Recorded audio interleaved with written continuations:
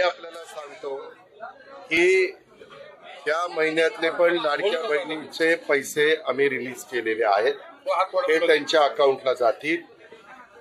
ही योजना ज्यावेळेस आणली त्यावेळेस अतिशय चांगल्या भावनेने ज्या गरीब महिला आहेत त्यांना काही ना काही आपल्याला कशा सहकार्य करता येईल म्हणून ती योजना आणलेली आहे। त्याच्यात मधल्या काळामध्ये पण तुम्ही बघितलं, काही जण नोकरी करणाऱ्यांची पण नावं आली।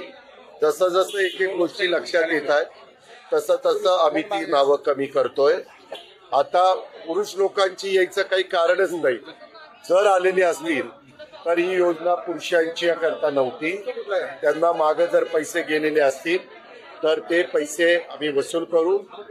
जर त्यांनी मदत केली नाही तर वेळ पडली तर लाडक्या बहिणींच्या योजनेचा गैरफायदा घेऊन जर कुठल्या पुरुषांनी ते पैसे मिळवण्याचा प्रयत्न केलेला असेल तर त्यांच्यावर आम्ही ऍक्शन पण घ्यायला मागे पुढे बघा। कुस्ती संघटनेसंदर्भात तुम्ही उल्लेख केला, काय प्रॉब्लेम, काय तुला प्रॉब्लेम आहे? मला जे मी मगाशी सांगितलं वाद थांबले पाहिजे। हो वाद थांबले, मीच तेच सांगितलं बाळा, ते वेगळं काही सांगितलं नाही। कुठल्याही क्रीडा क्षेत्रामध्ये दोन दोन संघटना असा वाद नकोय। एक संघटना असली तर त्याला उद्याच्याला स्पर्धा भरवल्यानंतर ज्यांना कुणाला पारितोषिक मिळतात त्याच्याबद्दल काही निर्णय सरकारने घेतला असेल तर त्याची अंमलबजावणी करता येते।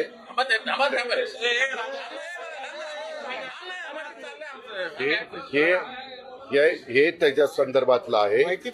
त्याच्यामुळं जर कुणी अशा प्रकारच्या तक्रारी आल्या तर महाराष्ट्र ऑलिम्पिक असोसिएशन त्याच्याबद्दलची एक आमची कमिटी आहे, ती कमिटी त्याच्याबद्दलची शहानिशा करते आणि वेळ पडली तर ऑल इंडिया ऑलिम्पिक असोसिएशन जे आहे त्यांना विचारते की तुमच्या कोण संलग्न आहे, त्यांनी ज्याला ऑथोराइज केलेलं असतं त्याला आम्ही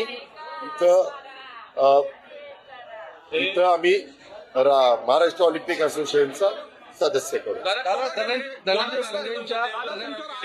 धनंजय मुंडेंच्या राजीनाम्यात मंत्रिमंडळ संदर्भात मी काल ज्या पद्धतीने काल तुम्ही संकेत दिलेला आहे किंवा तुम्ही एक मिनिट इतक्या चुकीच्या बातम्या लावता। मी काल मराठी भाषेत, म्हणूनच मला तुमच्याशी बोलायला आवडत नाही, मी काल मराठी भाषेत सांगितलं की कृषी क्षेत्रामध्ये त्यांनी जे काही कुणी कोर्टात गेलेलं होतं मुंबई हायकोर्टात, तिथं त्यांना क्लीन चिट दिलेली कृषी क्षेत्रामध्ये। इतर बाबतीमध्ये अजून न्यायालयीन आपण जी काही चौकशी करतोय त्या चौकशीचा अहवाल आला नाही। जर उद्याच्याला हे सगळे अहवाल पॉझिटिव्ह आले तर त्याबद्दलचा आम्ही विचार करू असंच मी म्हणलं, याच्यापेक्षा वेगळं काही म्हणलं नाही। पण त्याची काय माझी चूक आहे का? त्यामध्ये जर एखादी व्यक्तीला कुणी जबाबदार धरलं आणि चौकशी केल्यानंतर ती व्यक्ती त्यामध्ये दोषी नसेल तर त्यांना संधी दिली पाहिजे।